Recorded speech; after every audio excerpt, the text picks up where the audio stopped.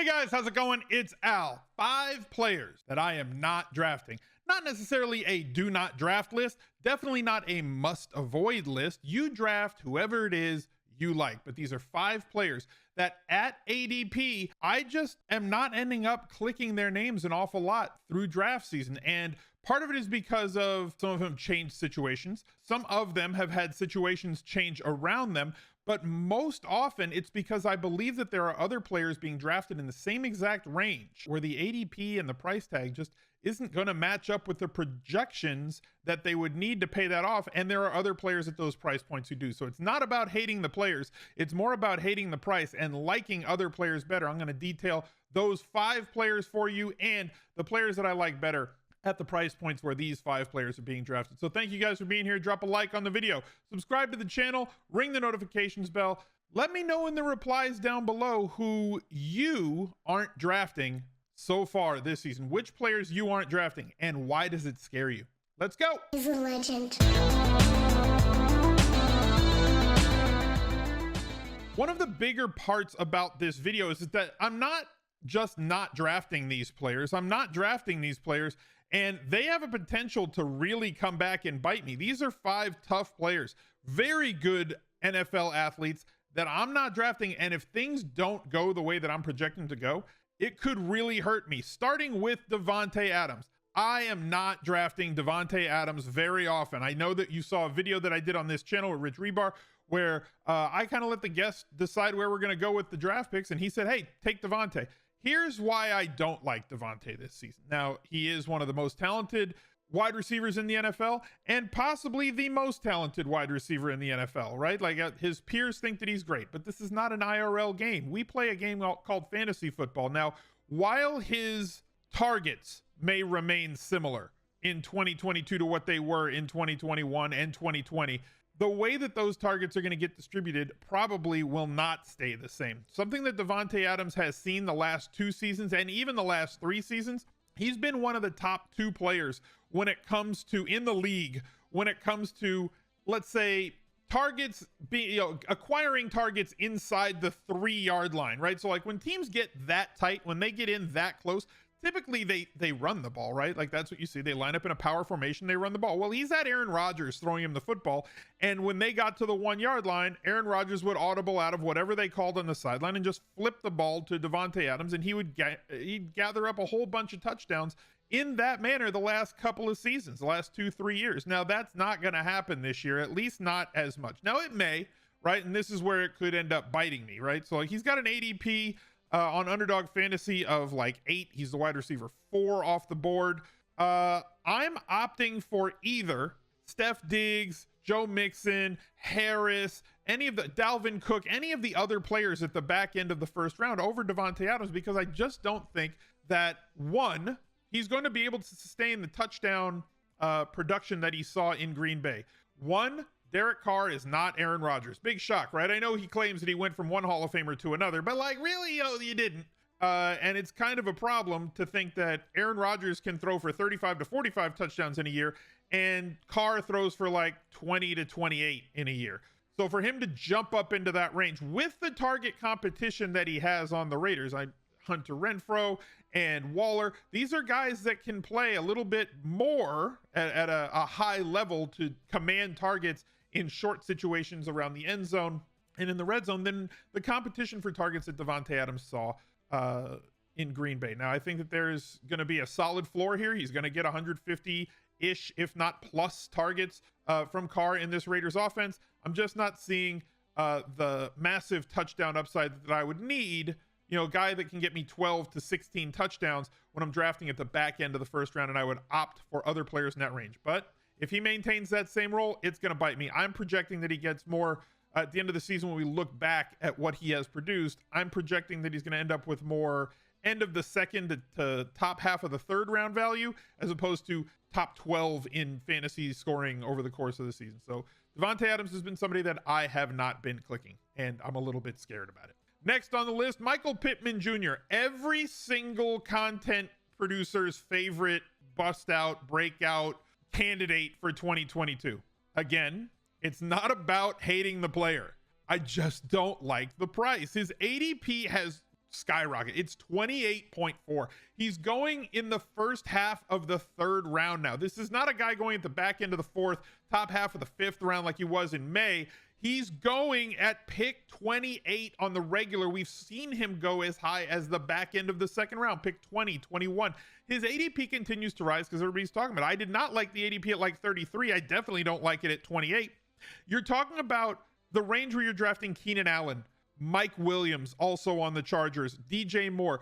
Better offenses for the first two. DJ Moore probably going to get a higher concentration of targets and going to see better targets more than likely. No matter what you think of Baker Mayfield, he's going to get, DJ Moore is going to get better service from Baker Mayfield as a starter than he did from Sam Darnold as the starter, or anybody else that he's had that was not named Cam Newton as the starter there in Carolina. So Pittman, he's solid, but like, I'm going to need like 150 targets for him to pay off. I think that we're going to see something somewhat similar to what we saw last year from Pittman, except now we're overpaying for what he might become. And if you're familiar with just probability, right? Like in baseball, fantasy baseball, it's called PECOTA.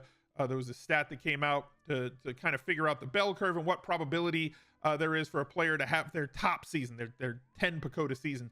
And Michael Pittman right now on ADP is kind of priced at like his PECOTA 8 to 10 season. Like he's priced at best outcome, which essentially is like 100 catches and 9 or 10 touchdowns. The other guys in that range have already done that and still project to do that. And we're paying a price for somebody that has not done that yet and may not do that based on the weapons that are around him in that offense. I do believe there is a quarterback upgrade there.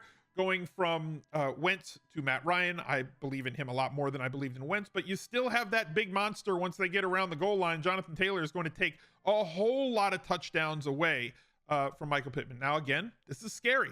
All the people that I listen to, all the people that I trust are all over Michael Pittman, and I can't pay the price. I just can't bring myself to click. There's too many other players on the board in that range that I would much rather click than Pittman Jr. So this one could, again, these are picks that if I'm fading these players, it could bite you, but you can't have shares of everybody and you have to make some decisions. And I'd rather be overweight on players that I love than to split, the portfolio with other players that I think I'm overpaying for and paying for them at what could be their ceiling year.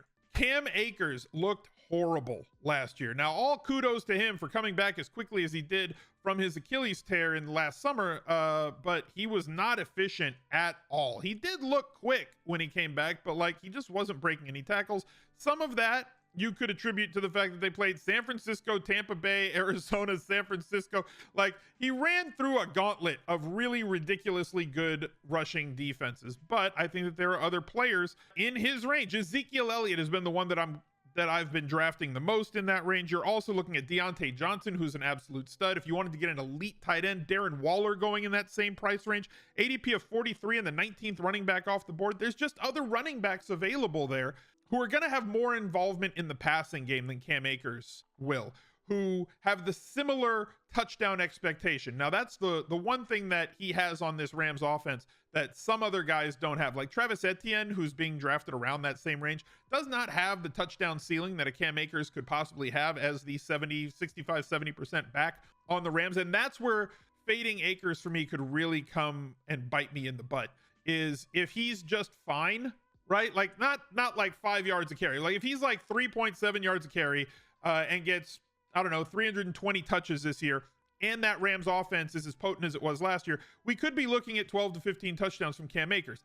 My bet, and we're all making futures bets on these things when we draft these players and project these players, my bet is that he's not going to end up with that. I believe that they run a little bit more of a committee with the Rams backfield now than they used to, no matter who is back there, but they will run the ball around the goal line. Henderson did prove that he is still a viable play, and Cam Akers is not going to get Harris type run or a CMC type run where he's going to get 85-90% of the running back snaps and touches. And on top of that, the Rams just under McVay do not throw the ball to their running backs out of the backfield. The touchdown upside is what is there for him, but I'd rather have a more well-rounded back who also has a similar touchdown upside, even if it's like 10%, 20% lower than Cam Akers, because the rest of the work in the pass game will carry him along. So that's why I've been fading Cam Akers this year, which brings us to DK Metcalf. Drew Lock ain't it.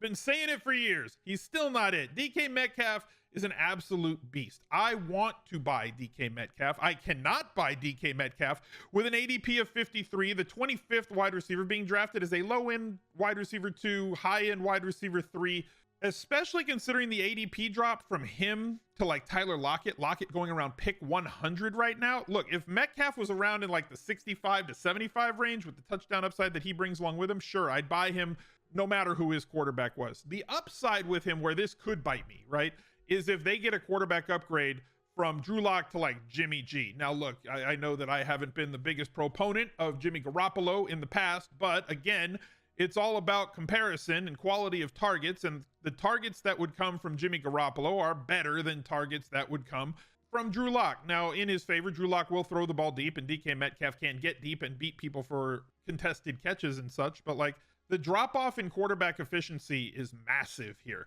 going from what he had the last 2 seasons with Russell Wilson, going now to Drew Lock, and very hopefully for him, Jimmy Garoppolo. I'm just not willing to take that bet when there are other players around him like Rashad Bateman, Jerry Jeudy, Kittle, Juju Smith-Schuster, who I absolutely love at the exact same ADP. I would draft Juju Smith-Schuster 100 times out of 100 if I was faced with him versus DK Metcalf at the same exact ADP. Give me the one taking balls, possibly the primary target on the outside. Obviously, I think Kelsey's going to lead that team in target market share, but give me the outside target for a Patrick Mahomes-led offense versus the number 1 outside target for a Drew Lock-led offense. DK Metcalf. I'm sorry, but he's on my do not draft list so far this season. And Michael Thomas, even before he came back healthy, there's a short on the Smizzle Shorts channel talking about his ADP and the other players that are on the Saints. I just have not been drafting him. Obviously, that draft price has gone down. He was in like the 5th round before, like around pick 60. It's fallen all the way to pick ADP being around 83.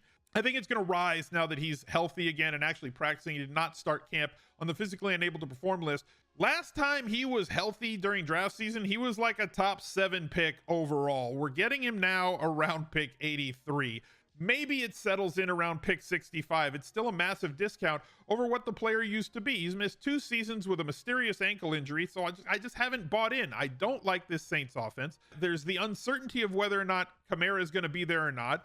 We've got an ACL repaired, LASIK induced Jameis Winston throwing the ball without Sean Payton as the head coach, and there's going to be vultures around the goal line with Taysom Hill taking away throwing opportunities when they get close to the goal line where he can't get like open in short space, like Thomas can't get open in short space and expect Hill to throw him the ball. So like there's not a lot of touchdown upside here. There's they drafted a rookie, Chris Olave. They brought in Jarvis Landry as well. Like, I don't see a path to 140, 150 targets. I barely see a path to 120 targets. It would have to be some sort of outlier situation. You're looking at like a 100 target guy. Now, at the price of 83, again, that could come back to bite me. But I would much rather bet on a younger player like Kadarius Toney, a running back like Miles Sanders, or if I draft the right way and set up my stacks, Tom Brady's going around that same pick. And if you watch the Julio Jones video that I did, I think that Tom Brady is on pace or set up for another 5,000 yard, 35 plus touchdown type season with the weapons that he has at his disposal. So Michael Thomas has not been a player that I've been clicking. Those are the 5. Every one of them can come back to bite me. Sometimes you got to have the ganas to fade players. You can't just have everybody. So make your decisions and hope that you're right when the season gets here. Thank you guys for watching. Look out for another video right there. He's a legend.